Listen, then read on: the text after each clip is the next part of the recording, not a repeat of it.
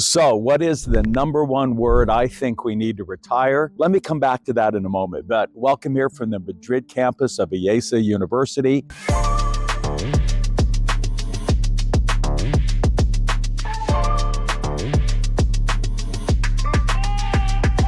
Where I'm lecturing again in the School of Founders. And so, what is that word? And that word is impact.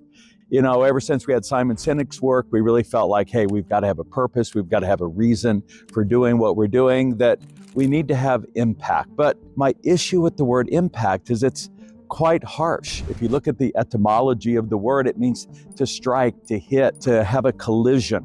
I think it's actually very masculine in this era when we're moving more towards the feminine. And so I've been wrestling with, how do we replace that word impact? And this week, working with some of the professors and ChatGPT, we've really come up with a 4-box model, a 2x2 framework. And I think impact really has two components.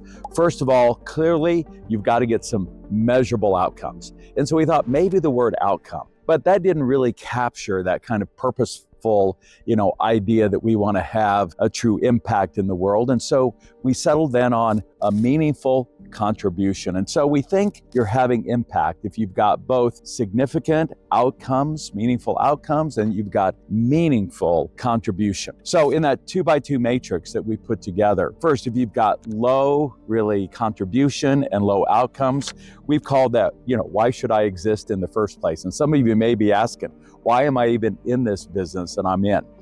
If you've got low outcomes, but you've got this kind of beautiful, what you call meaningful contribution, then hey, you're noble, but really ineffective. On the other one, hey, you might have just outsourced outcomes, but you're really not having a positive impact out there in the world.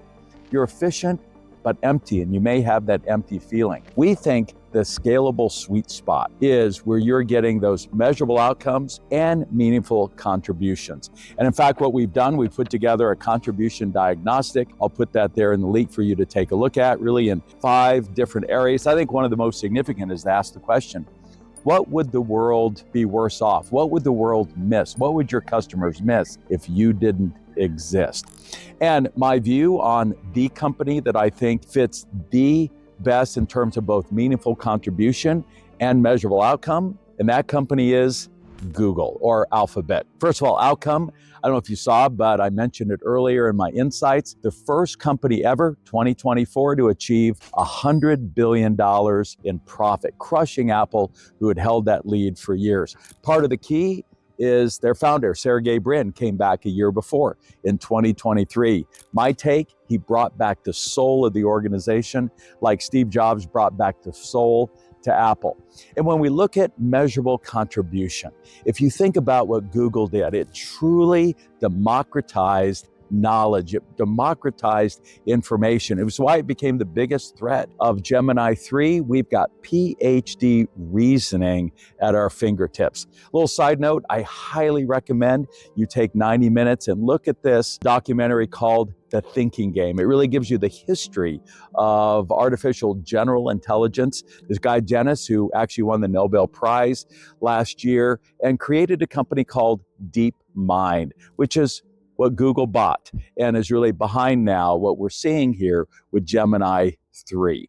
And so I think it's time to retire the word impact. I think instead what it really means is 2 things, that you are both achieving measurable outcomes and a meaningful contribution to the world.